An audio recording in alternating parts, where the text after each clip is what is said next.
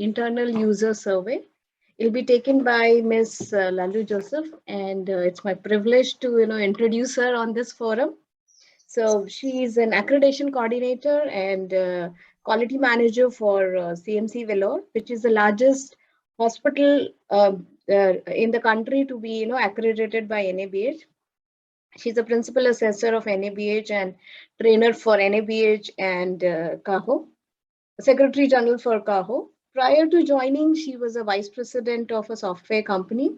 As a professional, she's a mechanical engineer, and she has completed her master and doctorate in business administration with the Canadian Healthcare Administration. She has completed her executive MBA from IIM Bangalore, and she has written many books and part of many publications. She oversees the QMS quality system implementation in selected government hospital of Karnataka through CAHO. And she has developed, the most wonderful program which we are running through CAHO is Certified Professional for Quality Implementation is in hospital. And she is a passionate teacher, and she's been faculty for, most of our NABH, CAHO, and HPI. So welcome, Ms. Dr. Lallu Joseph, and over to you. Thank you so much for that introduction, and I really appreciate Harkaran for taking us through the patient satisfaction. He's done half the job, and I'm going to take on the rest of the session, I would say. So this is going to be a very different topic, I should say. I'm going to touch upon internal customer satisfaction. So what is this internal customer satisfaction? We just now heard about external customers. These are the people that pay for and use the services. And in healthcare, we call them the patients who come to us, and they're also called as the clients. Now, the internal customers, this is a concept that originated from the industry, now moved on to services. And healthcare, as usual, has been quite slow, I would say, in adopting the concept of internal customer surveys and actually trying to see how internal customers perform or how is their level of satisfaction. Most of us who are involved in accreditation, the kind of internal customer survey that we embark on is basically the staff satisfaction survey, which we probably do once a year because our accreditation requires that. How we act on it is a different story altogether. But who are these internal customers? Internal customers are the employees within the organization who are interdependent to complete their jobs. So it's not just the organization and the employees. There are very many departments within an organization, and how interdependent are those? How are they working together? Are they satisfied with the services offered by each other? So we typically call them the stakeholders. Now, the internal customers for one another. There are two peers within a team. They are internal customers to each other. Two departments within the organization. Clinical services, they depend on the diagnostic services for the results on time, critical alerts, all that. So they are interdependent and they are clients of each other. Now, let's take the example of probably a CSSD or a laundry. And the services offered by these departments are utilized by, the customer services or the wards or the ward in charges who use them, and they are actually used by the patients. So therefore, the departments here, they depend on the services of each other. Now, the organization and its employees, we talked about it. It is the surveys that we do. So these are the three groups I would put across. Now, why is it important to understand the internal customer? The external customers, we all know, if they aren't satisfied, they won't purchase your service in future because they vote through their purse. The more you are involving your employees in an organization and the more satisfied they are, the better would be the external customer experience. So there's a direct relationship between the satisfaction of your internal departments and how they work to external customer satisfaction or experience. It is therefore critical to care about this internal customer and the satisfaction, not individuals, but departments as well.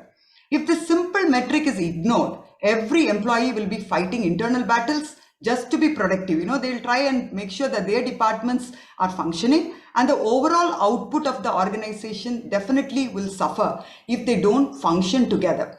So the idea of this exercise is to make sure that they function together, they know each other, they know the needs and the drives of the other departments. So that's what we are trying to be doing.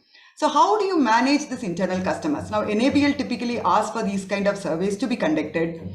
So therefore, the labs do this and the clinicians respond to it. Now, that again is, I would say, a formality. How much are they acting on it? What is the kind of benefit they are deriving out of it? That's exactly what we are going to be seeing. Now, how to manage these internal customers? Typically, we take the feedback, take action on it, creating the service standard. Once you know there are problems, you develop SOPs so that they are mutually dependent. Every department has designated work and standard operating procedures, and these SOPs ensure that everyone in the company or organization knows what to do and they feel valued. Another thing is acknowledging accomplishment and celebrating success. So once you know that they are satisfied, they are working together, they will be motivated. And if they are acknowledged for their hard work, then their motivation is even better. Now, how are we going to assess the internal customer satisfaction? Same as how you would actually assess the external customer satisfaction. Harkaran talked about it. Then we heard from the lovely panel that we listened to, the various methodologies that are adopted, survey forms, interviews, email questionnaires, telephone interviews, observational. Any of these could be done. Now, in this case, we say preferably anonymous. Why?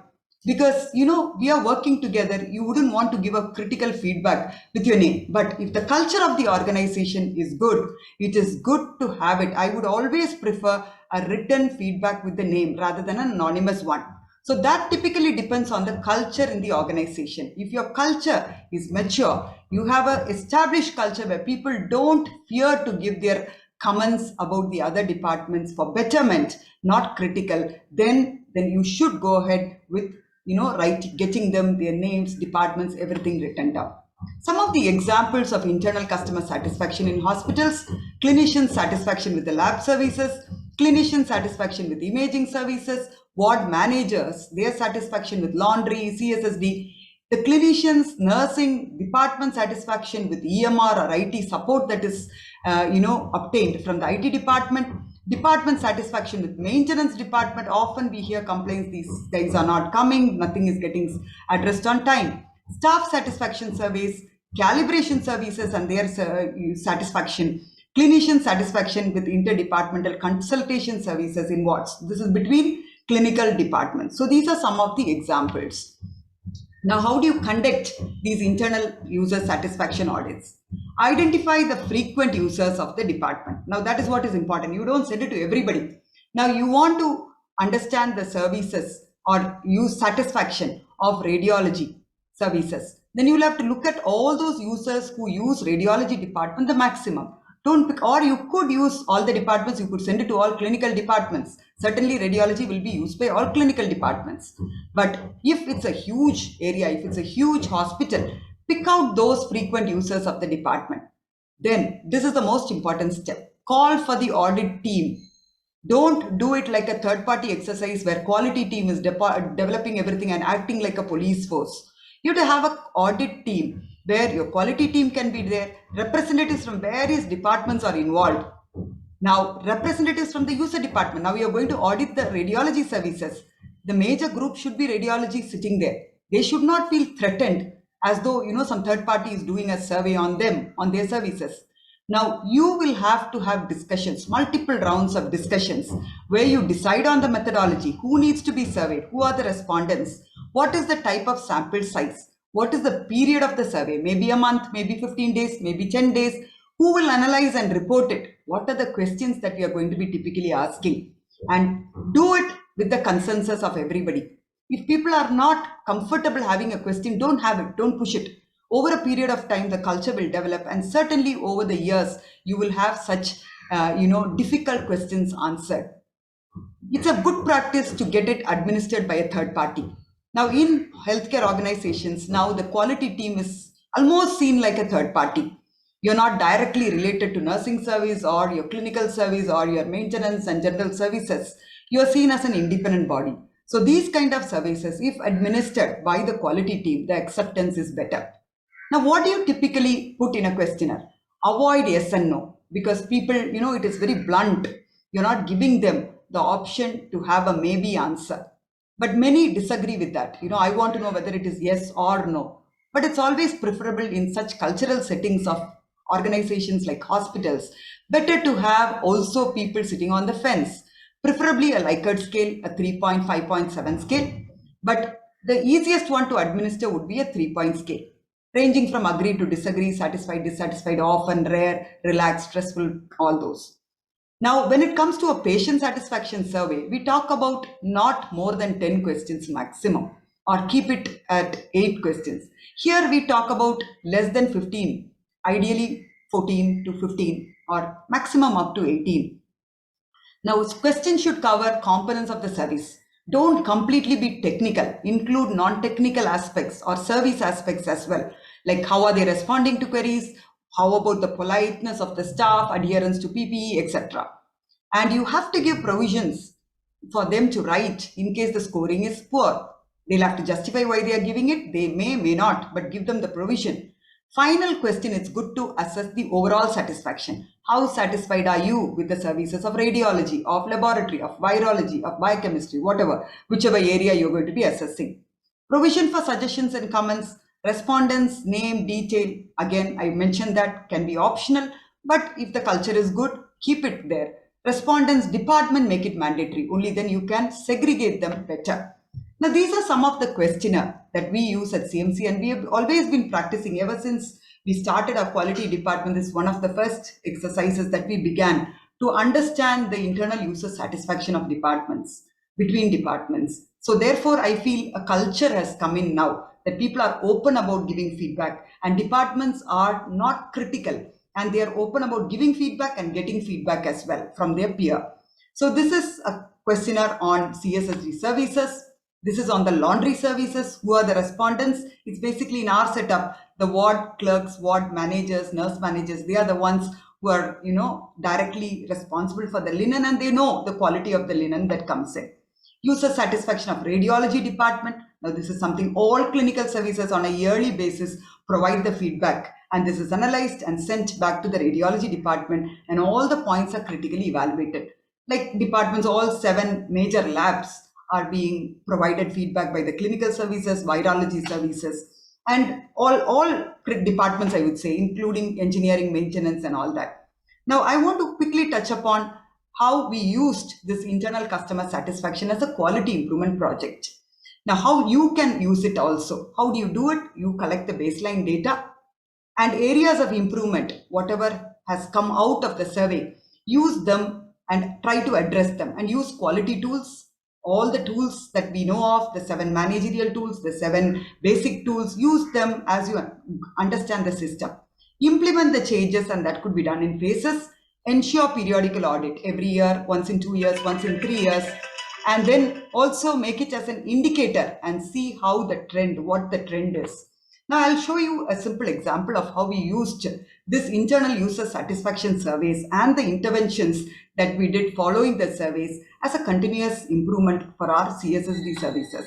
Now, as you all know, we are one of the largest hospitals, 2,999 beds in one campus with an average bed occupancy of 78 to 80%.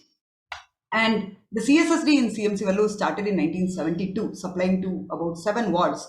And today, or in 2018, when we looked at the data, it was quite huge, about 60, it's almost 16,543 packs.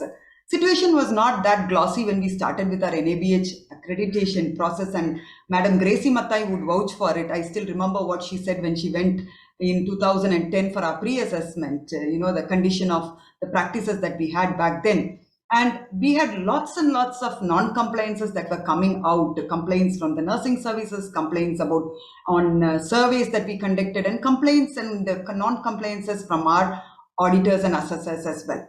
So we formed a multidisciplinary team in 2012. We had a lot of brainstorming, and we had a team that was set up to understand and to make sure that this department was sorted out. So we had our own fishbone. We looked at all the problems associated, why the user satisfaction is poor when it comes to CSSD services.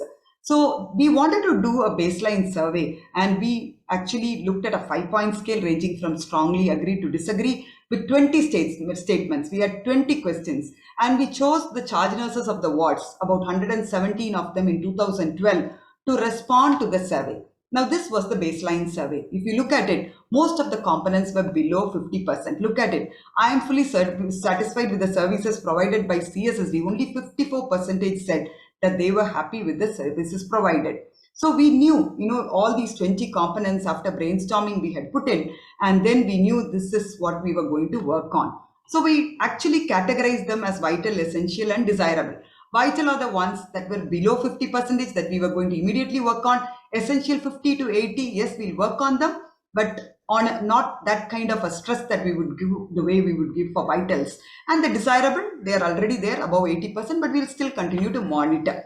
So continuous monitoring was something that we thought we must do over a period of time. And we initiated similar surveys from 2012 onwards until 2021. Now, there were a lot of issues. Every aspect of it was addressed one by one. This simple thing of trolleys making a lot of noise. We had meetings with the engineering department, proposed a lot of change. Wheels were changed from nylon to polyethylene and gradually completed corrosion-free aluminum folded body, central rib structure. If I go through this entire thing, it will be very difficult.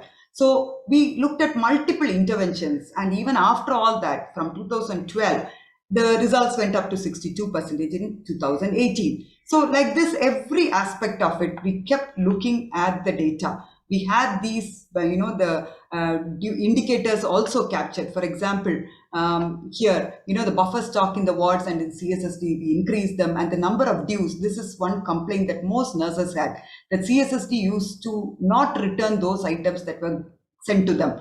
They would always keep some dues, and we made that as an indicator for CSSD, and we continued to monitor that. We still continue to monitor that. And all aspects, one by one, we looked at. Wastage of items due to the usage of drums, and then we went back to single-use disposable packs and custom-made sets with users for small suture pack, catheter insertion, everything. We looked at critically how to go about addressing each issue. And with every survey, we tracked the kind of responses that we were receiving. Not all the charge nurses who were respondents knew what was happening, but we could critically look at the feedback and see that things were becoming better over the years. So this typically, today acts like a pulse for us to understand, are things going well with this department? Usage of PPE by attenders, and polite and approachable attenders who are going to the wards, otherwise they'll be shouting there, telling, sister, please come collect it, I can't wait. There'll always be arguments there. Regular updates provided by CSSB to the wards, the charge nurses, everybody, and staff responding to queries, innovative and updates to latest technologies. Nose chains from 78%, it has gone up to 94%. Packaging has improved from 77 to 89 is the response from them. So everything we have been tracking over a period of time. Now, 2019, when I look at this data, after repeated cycles, almost 5 cycles of PDCA, we have gone up from 54% to 89%. And the tool that we have used to actually understand the benefit is internal user satisfaction. So that's become, all these are the interventions that have taken place, the PDCA cycle 1, 2, 3, 4, and 5. Now, this has really helped us, this tool, in multiple ways. Tangible benefits, of course, better work management. CSSD surrendered almost 6 hospital attendants and 3 nurses, which is a big saving for us. And in-house gauze, we were usually cutting and packing them, and now with ready-made gauze in the picture, it's come down. The staff exposure to occupational respiratory diseases as a result of cutting and making sure you pack them, all that has come down. Intangible benefits are far too many. It's built a very strong team. They're open for comments, criticism, feedback from the users. And certainly I would say this has been the highlight, the culture of openness in CSSD. And improvement measures are data driven, and other departments got motivated as a result of it. So we continue to do surveys across the hospital and using this internal user satisfaction as a very, very powerful tool to create the culture of openness and also to continuously monitor how we are performing. So this did give us some benefits. We got it published in the Global Journal on Quality and Safety in Healthcare. And certainly what we want to derive out of this is a great team, great departments, interdepartmental, communication, teams working together, and viewing this as a beautiful exercise to try and understand the feedback from other departments and improve upon it continuously. So thank you once again for this wonderful opportunity provided to me. I hope I did justice with the limited time that was provided. Over to you, Rashmi. Thank you, Dr. Lallu.